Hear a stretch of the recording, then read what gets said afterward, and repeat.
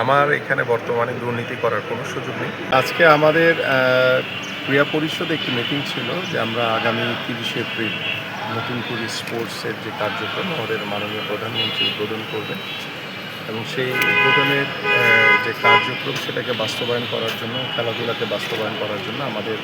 প্রত্যেকটি জেলার ডিসি মহোদয় এবং আমাদের ইউনোরা, তারপরে পাশাপাশি আমাদের যে জেলা ক্রীড়া অফিসার যারা রয়েছেন এবং আমাদের সচিব সহ অন্যান্য যে কর্মকর্তারা সবার উপস্থিতিতে আমরা একটি মিটিং করেছি। সেই মিটিংয়ের কার কী করণীয় রয়েছে এবং এই নতুন করে স্পোর্টসকে বাস্তবায়নের জন্য কী কী করণীয় রয়েছে সকল বিষয় নিয়ে আমরা আলোচনা করেছি বিশদভাবে। এবং তার পরিপ্রেক্ষিতে হঠাৎ করে নিচে নামার পরে মনে হইল যে একটু আমাদের যে ঢাকা স্টেডিয়াম, সেই ঢাকা স্টেডিয়ামের আসলে স্টেডিয়ামের যে পরিবেশ, সেই পরিবেশটি আসলে ঢাকা স্টেডিয়ামে নেই এবং সেই পরিবেশটিকে কীভাবে আমরা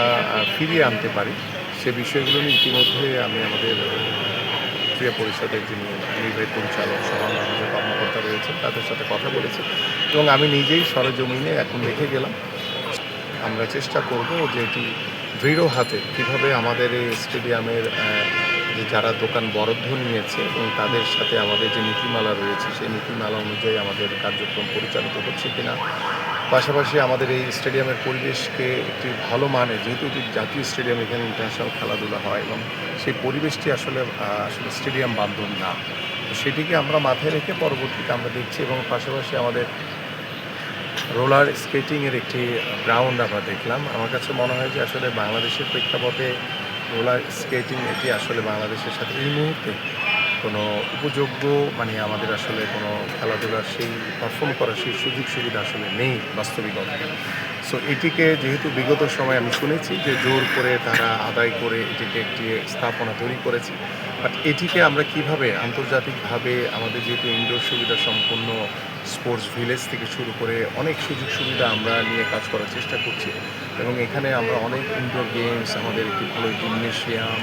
আমাদের আরও সুযোগ সুবিধা দেওয়ার মাধ্যমে আমরা এই যে রোলার স্কেটিংয়ের যে ইস্যুটি রয়েছে আমার মনে হয় যে এটিকে আমরা আসলে বাদ দিয়ে আমরা নতুনভাবে কিছু চিন্তা করছি এবং এটা আমরা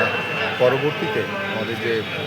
পর্যবেক্ষক টিম রয়েছে তাদের মাধ্যমে আমরা পর্যবেক্ষণ করার পরে আমরা এটিকে কীভাবে কী করা যায় সেটি নিয়ে আলোচনা করব। পাশাপাশি আমাদের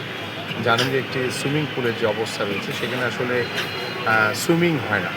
সো আমরা সেই সুইমিং পুলে যে সুইমিং হয় সেই পরিবেশটি ফিরিয়ে আনতে চাই এবং সেখানে আমাদের যদি উপরে কোনো শেড দেওয়ার প্রয়োজন হয়, ইতিমধ্যে আমি আমার নির্বাহী পরিচালককে বলেছি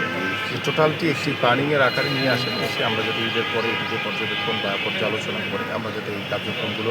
একটি একটি করে আসলে যাতে হাত দিয়ে আমরা যাতে দৃশ্যমান কাজগুলো সমাপ্ত করতে পারি। আমার এখানে বর্তমানে দুর্নীতি করার কোনো সুযোগ নেই এবং দুর্নীতির শতভাগ লাগাম টেনে ধরার জন্য মাননীয় প্রধানমন্ত্রীর নির্দেশনায় আমি প্রস্তুত রয়েছি এবং আমাদের রেফারিদের যে বিষয়টি রয়েছে সেই রেফারিদের আসলে তারা তো প্রত্যেকটি সেক্টরে গেমসে কিন্তু রেফারি প্রয়োজন হয় বা ক্রিকেটের জন্য আম্পায়ার প্রয়োজন হয়। সো আমরা চাচ্ছিলাম যে তারা আসলে সকলেই কিন্তু আসলে আমাদের ক্রীড়া পরিষদের আন্ডারে রয়েছে অন্যান্য ফেডারেশনগুলো, বাট রেফারিরা নাই। সো আমি আজকে হঠাৎ করে মনে হলো পরে আমি আমাদের নির্বাহী পরিচালকের সাথে কথা বলে যে আমরা